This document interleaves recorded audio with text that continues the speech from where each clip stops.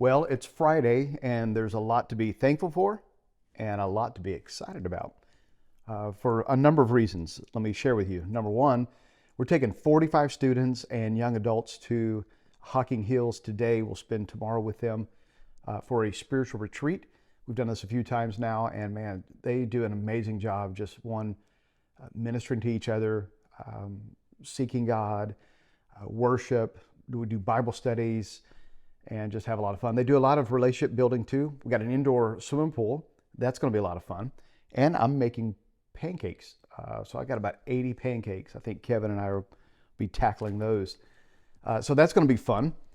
Also, today's day 20 of our 21 days of prayer and fasting. So man, the last several days, a couple of weeks here have been quite the journey. First 7 days was a total water only fast. That was fun. And then we just did a Daniel fast, or what we call just fruits and vegetables, no sugars, no breads, no meat.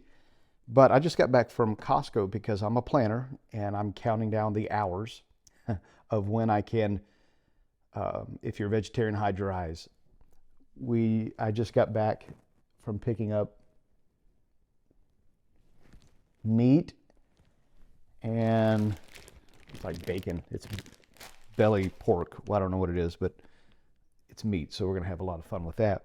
So Sunday, I'll be making steaks after church and getting back to slowly.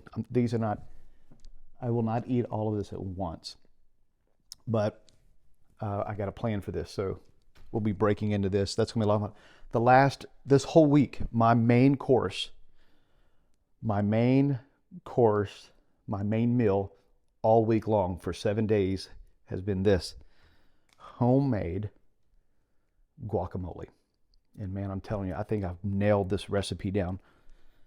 It's been a lot of fun. Most importantly, not just has this been a physical blessing to me, was able to shed some weight that I needed to shed, but I've been on that journey now for a year, last year, and lost total of over 35 pounds in a year's time. This has helped me I hit a plateau around October, but this fast really kicked it in and was able to drop it back down. But the spiritual side of this is where the Holy Spirit begins to just move, like sacrificing, we call crucifying our flesh, sanctification, just really abstaining from some of our fleshly desires and intentionally disciplining our life in some areas. And when you combine that with prayer and seeking the Lord, there's incredible things that happens. And this has been no different, man. I feel two things happen when you fast and pray, because anytime you move towards God, he said, I'll move towards you. That's one thing. Secondly, you can expect God to show up, and you can expect the enemy, Satan, to show up. When Jesus was led into the desert to fast and pray by the Spirit, by the way, that's when he was tempted by Satan and those three temptations that he faced.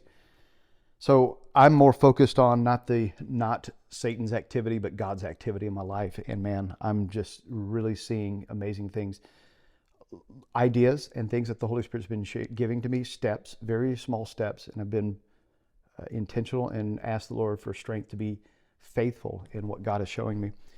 Leading 3 groups starting this year, and I'm starting actually a 4th one in February. And my whole goal and focus, because today is day 20 of our prayer and fasting day of seeking the Holy Spirit. And today comes from Mark 16, 15, and 16. And Father, I choose to allow the Holy Spirit to use me to lead and encourage others to join your kingdom mission and reaching others. Listen, you are an influence. I want you to know this. You are an influence. You're leading people somewhere. Where are you leading them?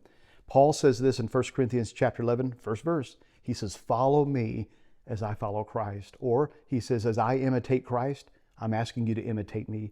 How are you influencing people? Where are you leading them to? And I pray as a Holy Spirit filled person who is pursuing the Holy Spirit, I pray that you are intentionally leading people closer to Jesus. You're leading them closer to something. Where are you leading them? Hey, so I pray this over us today as we are coming to the end of our season of fasting and praying. I pray that the Holy Spirit will reveal to you some very specific things for your life. And I know this, that God is a rewarder. Hebrews chapter 11:6. He's a rewarder of those who will diligently seek him. So I pray you make it a great Friday.